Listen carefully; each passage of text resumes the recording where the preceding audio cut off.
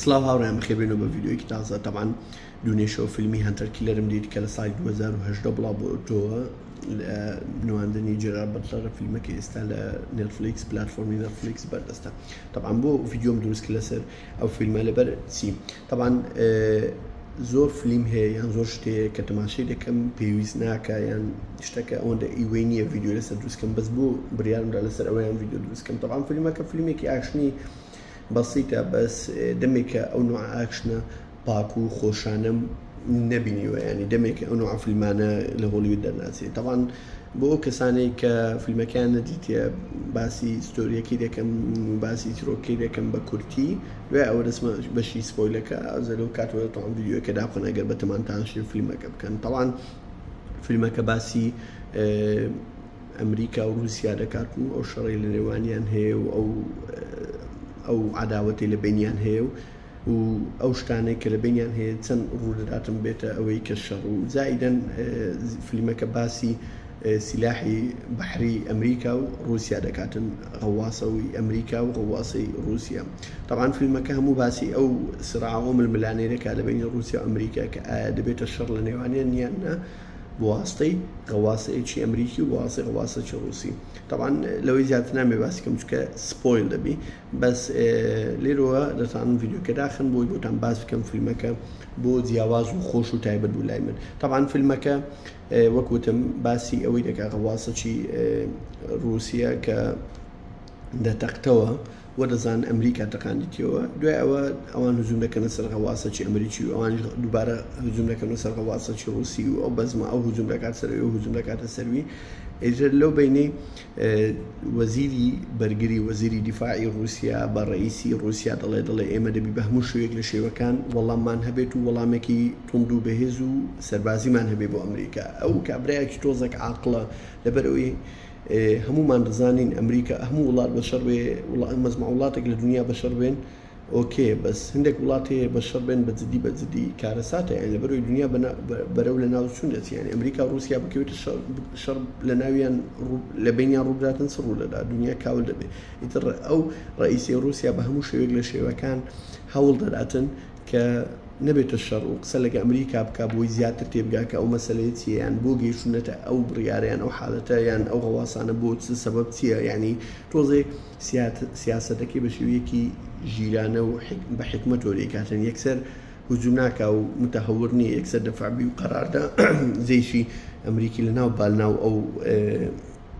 بەحرە ئەو غەواسانە. طبعاً لەو کاتەوە وەزیری دیفاع وەکو ئینقلابێک بەسەر ڕئیسی ئەمریکا ئەوە دەبیتن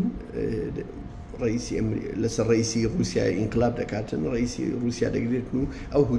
بڕیار دەدا کە جوابی ئەمریکا بداتەوە لەبەرەوەی ئەوان غەواسەی رووسیەکەیان نقم کردو. ئیتر لەو بینی ئەمریکا دەزانێتن ئیتر بڕیار دەدەن کە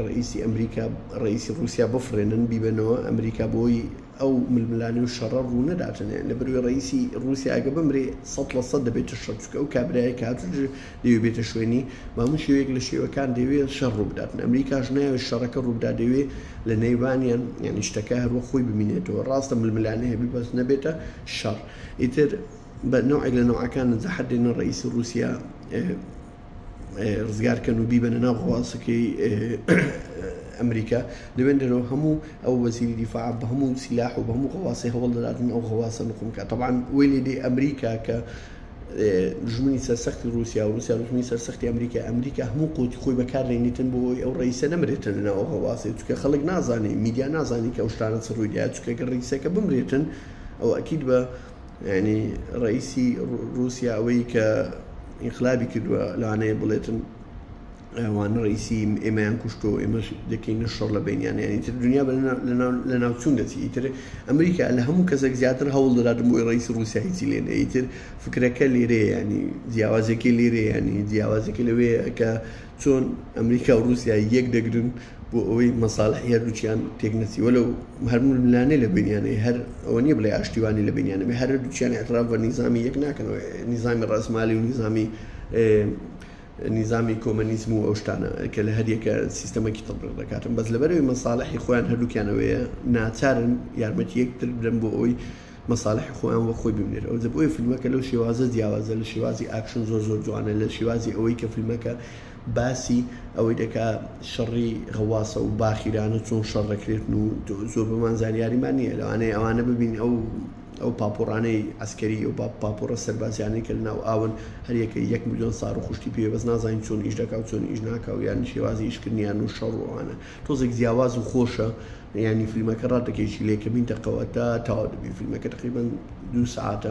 فیلمەکی زۆر خۆشە لە نێتفلیکس هەیە بۆیە هیوادارم ئەگەر نەدیتە بڕۆ بە زووترین کاتەماشەکە جرار بەسەر هەموو کات فیلم ئاکشنەکانی خۆشە و تۆزێک تامی جارانی بیدایەتی 2000 و نیەتی نۆتەکانی لێدی فیلمەکە ئەو ڤایب و ئەو خۆشیە دەرانێک وەکو ئێستا گەیەک خۆی بەناودا کە لەو لای فیلمەکە ئێندینگەکی وا ئەوە بۆ دروستکە لەو لای یەکێکی ئاسیایی بین و بەس بۆی هۆلیوود ڕازیکەن ئەو فیلمە هێشتا بە تامی فیلمی جارانە زۆر سپاس.